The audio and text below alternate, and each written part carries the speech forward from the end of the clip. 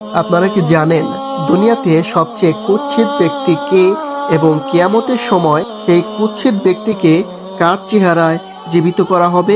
আসুন আমরা জেনে নেই। দুনিয়ার সব থেকে কুৎসিত সেই ব্যক্তি যাকে আল্লাহ তাআলা কিয়ামতের দিন জিব্রাইল আলাইহিসসালামের চেহারায় জীবিত করবেন। ইয়েমেনের সেই ব্যক্তি যার মাথায় চুল ছিল না, পাগুলো ছিল ছোট ছোট, একদম পাতলা চিকন মানুষ, যাকে দেখে মোটেও ভালো লাগতো না।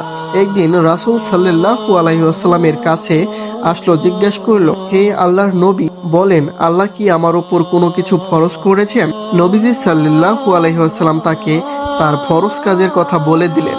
এরপর সে বলল, হে আল্লাহর নবী, আল্লাহর কসম আমি এগুলোর একটিও পালন করব না।